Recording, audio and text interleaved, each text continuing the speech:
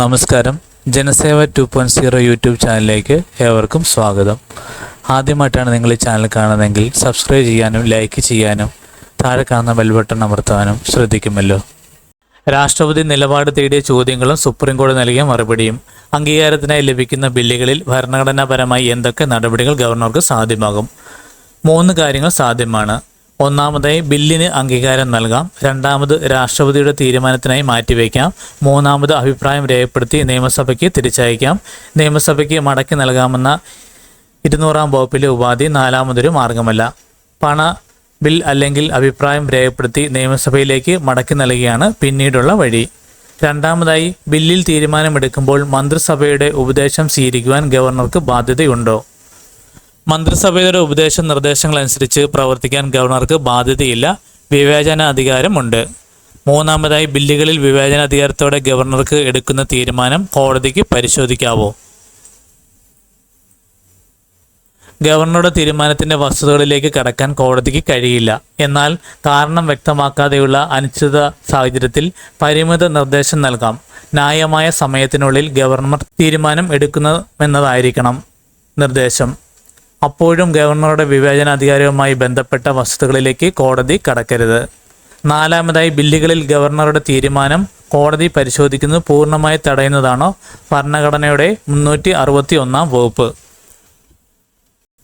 ഗവർണറെ വ്യക്തിപരമായി കക്ഷിയാക്കിയുള്ള നടപടിക്ക് 361-ാം വകുപ്പ് പ്രകാരം തടസ്സമുണ്ട്.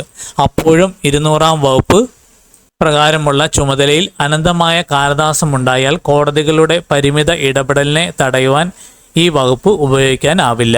വ്യക്തിപരമായി ഗവർണർക്ക് പരിരക്ഷയുണ്ടെങ്കിലും ഗവർണറുടെ ഓഫീസ് കോടതിയുടെ അധികാര പരിധിക്കുള്ളിലാണ്. അഞ്ചാമതായി ഭരണഘടനയിൽ രാഷ്ട്രപതിക്കും ഗവർണർക്കും സമയപരിധിയും അധികാര വിനിയോഗ രീതിയും നിശ്ചയിച്ചിട്ടില്ലെന്നിരിക്കെ കോടതി ഉത്തരവിലൂടെ അതിന് സാധിക്കുമോ? ഭരണഘടനാപരമായി നിശ്ചയിച്ചിട്ടുള്ള സമയപരിധി ഇല്ലാതിരിക്കെ കോടതി സമയപരിധി നിശ്ചയിക്കുന്നത് ഉചിതമല്ല. ഭരണഘടനയുടെ 201-ാം വകുപ്പ് പ്രകാരം രാഷ്ട്രപതിക്കുള്ള വിവേചനാധികാരം കോടതിക്ക് പരിശോധിക്കാമോ? അല്ല. രാഷ്ട്രപതിയുടെ തീരുമാനവുമായി ബന്ധപ്പെട്ട വിഷയത്തിൽ സമയപരിധി നിശ്ചയിക്കാനാവുമോ? കഴിയില്ല.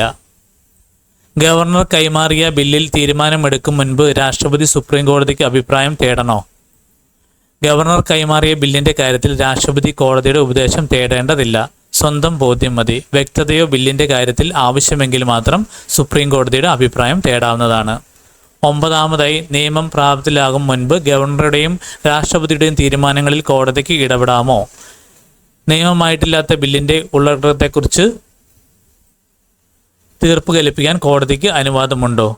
നിയമം പ്രാബല്യത്തിലാകും മുൻപ് ഗവർണറുടെയും രാഷ്ട്രപതിയുടെയും തീരുമാനം കോടതിക്ക് പരിശോധിക്കാനാവില്ല. ബില്ലിൻ്റെ ഉള്ളടക്കത്തെക്കുറിച്ചും കോടതികളുടെ പരിശോധന സാധ്യമല്ല. 10ാമതായി ഭരണഘടനാ അധികാരങ്ങളും രാഷ്ട്രപതിയുടെയും ഗവർണർമാരുടെയും ഉത്തരവുകളും മാറ്റാൻ ഭരണഘടനയിലെ 142 വകുപ്പ് പ്രകാരമുള്ള സവിശേഷാധികാരത്തിലൂടെ സുപ്രീം കോടതിക്ക് സാധിക്കുമോ? ഇല്ല. രാഷ്ട്രപതിയുടെയും ഗവർണറുടെയും തീരുമാനം ഉണ്ടായിട്ടില്ല എങ്കിൽ ബില്ലുകൾ അംഗീകരിക്കപ്പെട്ടതായി കണക്കാക്കുമെന്ന തത്വം ഭരണഘടനാപരമല്ല. 11ാമതായി നിയമസഭ പാസാക്കിയ ബിൽ ഗവർണറുടെ അനുമതിയില്ലാതെ നിയമമാകുമോ? നിയമസഭ നിർണയിച്ച നിയമം ഗവർണറുടെ അനുമതിയില്ലാതെ പ്രാബല്യത്തിൽ വരുന്ന ചോദ്യം ഉദിക്കുന്നില്ല. ബില്ലിന് അനുമതി നൽകുന്ന കാര്യത്തിൽ ഗവർണർക്കുള്ള ചുമതല മറ്റൊരു ഭരണഘടനാ അതോറിറ്റിയെ കൊണ്ട് മാറ്റി സ്ഥാപിക്കാനാവില്ല. 12ാമതായി ഭരണഘടനാ പ്രശ്നങ്ങളുടെ വിഷയമെങ്കിൽ അത് ഭരണഘടനാ ബെഞ്ചിന് വിടുകയല്ലേ വേണ്ടത്.